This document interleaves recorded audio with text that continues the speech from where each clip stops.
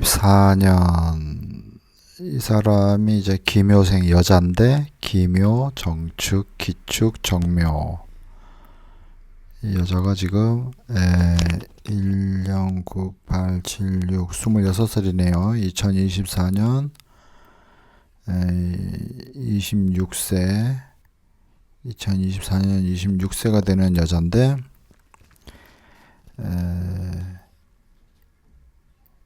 갑진년 정묘월에 이 사람의 아버지가 외출하다가 계단에서 굴러가지고 뇌진탕 뇌출혈로 병원에 계속 입원 중이다, 이렇게 얘기를 했단 말이죠. 그러면 그게 왜 이렇게 됐느냐, 이걸 알아야 되는데요. 자, 일단은 문제가 되는 게 뭐냐 하면, 묘하고 진하고 6해살이거든요. 묘진, 사주팔자에 있는 묘, 그리고 대운에서 온 진, 또 세운에서 온 진, 이게 계속 6해살이 걸리고 월에서 다시 묘가 오고, 그러면은 묘에도 지금 6해살이 걸리고 축에는 축진파에다가 묘축 격각이 되죠. 이미 사주팔자에 묘하고 축이 격각이 되어 있다는 것 자체가 뭔가 이 축이 가지고 있는 글자의 어려움,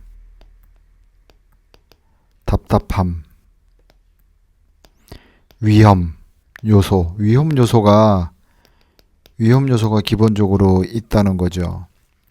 그러던 와중에 경진 대운이 왔고 갑진년이 왔다. 그래서 진진, 진축, 파살이 계속 들어오고, 그러면은 축이라는 거는 동짓달의 기운이고 꽝꽝 얼어붙은 땅인데, 진이 온다는 얘기는 만춘의 계절인데 어떻게 되겠어요?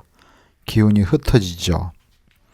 그래서 계절적으로 해석을 해봤을 때 그냥 신살로 보면은 축진파가 되지만, 어떤 계절적인 거로 해석을 해보면 꽝꽝 얼어붙은 땅이 진이라는 글자 만춘의 계절이 오니까 다 얼었던 땅이 흐물흐물해진다, 이렇게 봐야 되는데, 이미 사주팔자에서 격각이 되어 있고 묘축 이렇게 격각이 되어 있다는 것 자체가 불리하다. 근데 우리가 사주를 해석할 때 항상 주의해야 되는 것이 뭐냐 하면, 아버지는 편재다, 편재가 아버지, 이렇게 배울 때 배운단 말이에요. 그런데 그거를 거기에 대한 고정관념을 갖고 있으면 안 됩니다. 이 어떤 사람의 사주팔자를 해석을 하다 보면 제가 느끼는 게, 그 아버지가 이론적으로는 편재가 아버지가 맞기는 한데, 그 사람이 편인의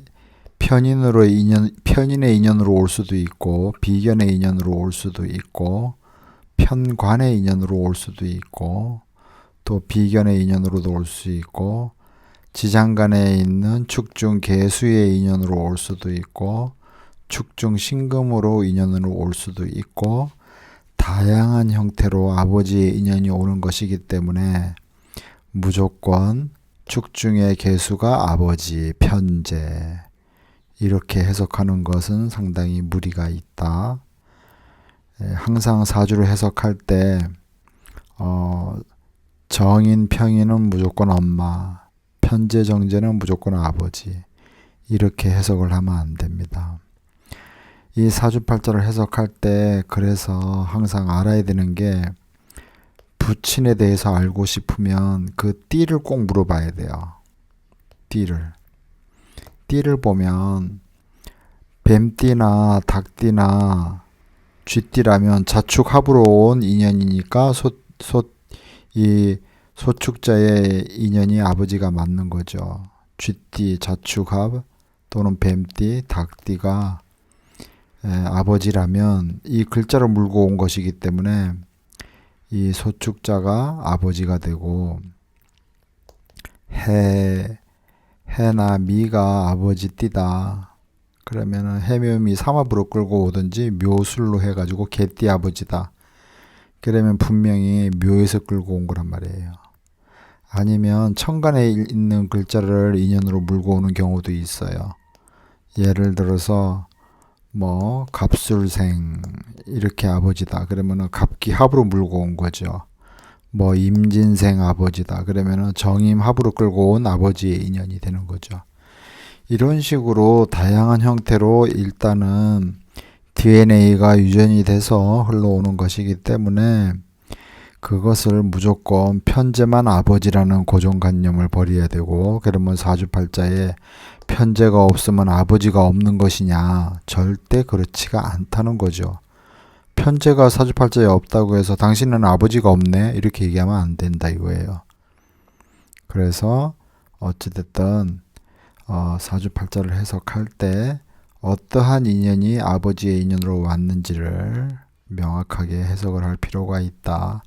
그래서 이 사주팔자인 경우에는 아버지가 그렇게 계단에서 외출하다가 계단에서 굴렀다는 것이, 그래서 병원에 입원하게 된 원인이 사주팔자에 이미 묘축이 격각이 되어 있는데 진축파에 묘가 다시 정묘월에 이렇게 그 사고가 났다면 이 축이 격각으로 정지 상태가 오는 것이니까 대체로 아버지의 인연이 축에 있다 이렇게 봐야 됩니다. 그래서 아버지가